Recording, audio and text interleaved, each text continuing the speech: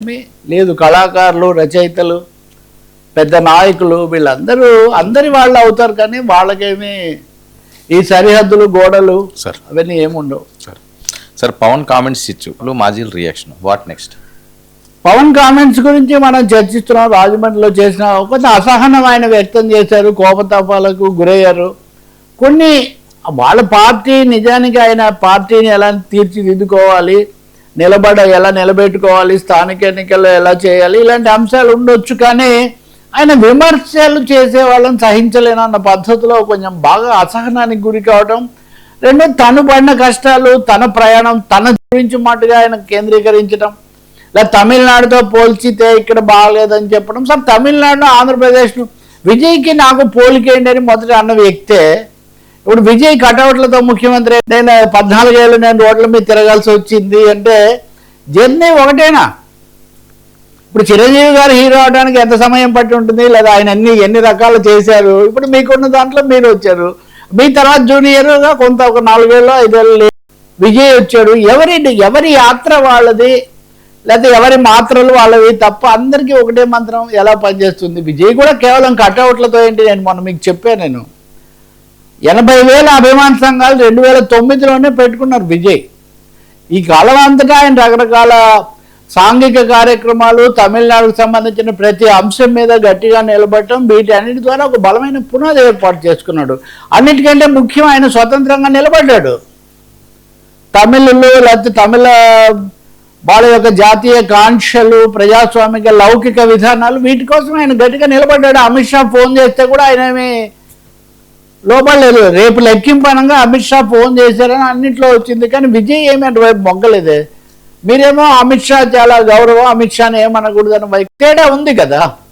విజయ్ తీసుకున్న రాజకీయ పంథాకు, మీరు తీసుకున్న రాజకీయ పంథాకు తేడా ఉంది. ఇప్పుడు విజయ్ కూడా వెళ్ళి ప్రధానమంత్రిని కలుస్తున్నారు. ప్రధానమంత్రిని, హోంమంత్రిని కలవడంలో సమస్య లేదు, ఎవరైనా కలవాల్సిందే సమాఖ్య విధానంలో. కానీ విజయ్ స్వతంత్రంగా నిలబడి, ఇప్పుడు కమ్యూనిస్టులు మీరు కలిశారు, తర్వాత బీజేపీ దగ్గరికి వెళ్ళారు. విజయ్ ఆయన కాంగ్రెస్తో కలిశాడు, కాంగ్రెస్తో కలవడం అసలు కుదరదనే వైఖరి. మీరు పోలికలు, తేడాలు స్పష్టంగా కనిపిస్తున్నాయి. విజయ్ సంగతి పక్కన పెడదాం. కులం గురించి, ఇక పలానా కులం వాళ్ళు, ఆ కులం వాళ్ళ కులం గురించి ఎందుకు మాట్లాడతారు, ఇవన్నీ ఎందుకు? అవన్నీ సున్నితమైన అంశాలు పదే పదే తీసుకొని వస్తున్నారు.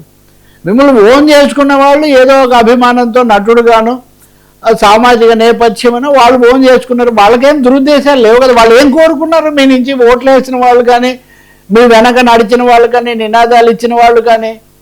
కాబట్టి వాళ్ళందరినీ ఒక్కసారిగా వాళ్ళేదో తప్పు చేస్తున్న వాళ్ళలాగా, దోషుల్లాగా చిత్రించాలనుకోవటం, లేదా వ్యాఖ్యానాలు చేయటం మటుకు చాలా పొరపాటు సంకేతాలు ఇచ్చింది.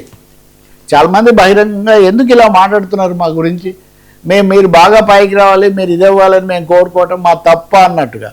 ఎవరైనా కానీ, అది హైదరాబాద్లో అయినా, విజయవాడలో అయినా, ఆంధ్రప్రదేశ్ అయినా, తెలంగాణ అయినా, ప్రజాస్వామిక హక్కులు, మీడియా హక్కుల కోసం మాట్లాడడం ఒకటి, అనవసరమైన ప్రస్తావనలు వస్తే వాటి గురించి ప్రజలు ఎప్పుడు ఆమోదించట్లా.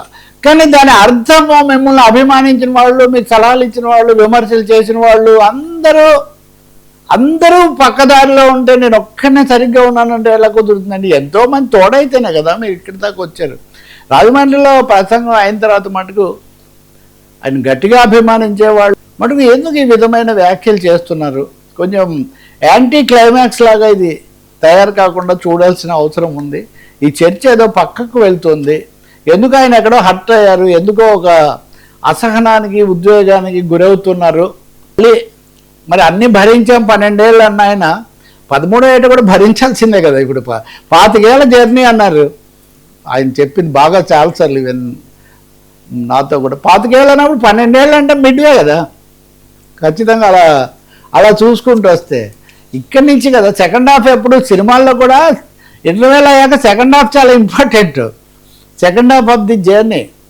అందువల్ల తెలుగుదేశం పార్టీ మహానాడు జరుగుతుంది, ఇక్కడ వైసీపీ వాళ్ళు సిద్ధమవుతున్నారు, బీజేపీ వాళ్ళని కూడా. ఇప్పుడు ఇక్కడ తెలుగుదేశాన్నేమో ఏమీ విమర్శ లేదు, ఓకే.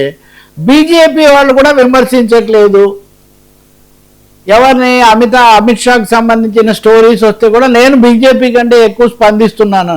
మీరు ఇప్పుడు గుర్తు చేసుకోండి వర్మ, తెలుగుదేశం ఇంకా కలవనప్పుడు జనసేన బీజేపీ మాత్రమే కలిసి ఉన్నప్పుడు కూడా రాష్ట్ర బీజేపీ నాయకులతో పవన్ కళ్యాణ్కు తక్కువగా సంబంధాలు ఉండేవి. నేను నేరుగా అమిత్ షాతో మాట్లాడతాను, నేను నేరుగా నడ్డా గారితో మాట్లాడతాను తప్ప వీళ్ళతో ఎప్పుడన్నా అరుదుగా 1-2 సార్లు పురంధేశ్వరి గారితో కలవటం, అప్పుడు అధ్యక్షురాలు ఆమె తప్ప రాష్ట్ర స్థాయిలో బీజేపీకి పవన్కు తెలంగాణలో కూడా అంతే. బలపరుస్తాను, ఎన్నికల్లో పోటీ చేస్తానని చెప్పిన తర్వాత వీళ్ళు అక్కర్లేదు మేము ఒంటరిగా వెళ్తామని వీళ్ళు ప్రకటనలు చేస్తుంటారు.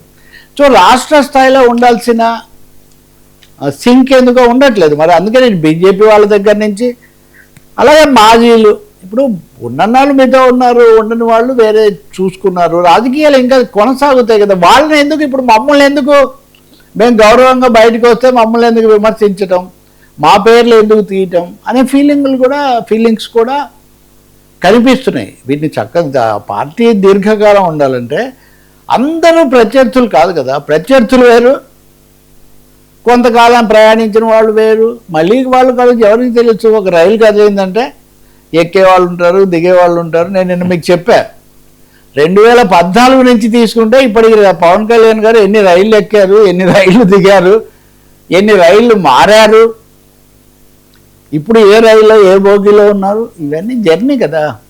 కాబట్టి బాధ కలగవచ్చు, అన్నీ మనం మీరు అనుకున్నట్టు జరిగి ఉండకపోవచ్చు, కానీ విమర్శలకు ఎవరు అతీతులు కాదు. రెండవది, మీరు చేసిన దాన్ని మాట్లాడిన దాన్ని బట్టి జనం నిర్ణయిస్తారు తప్ప వాళ్ళ స్పందనలు నాలాగే ఉండాలంటే అవి ఉండవు, అది కుదరదు. ఇంకా నేను సనాతనము బీజేపీ ఆ అంశాల్లోకి నేను పోవట్లేదు, అది ఇంకా సైద్ధాంతిక విధానపరమైన అంశం.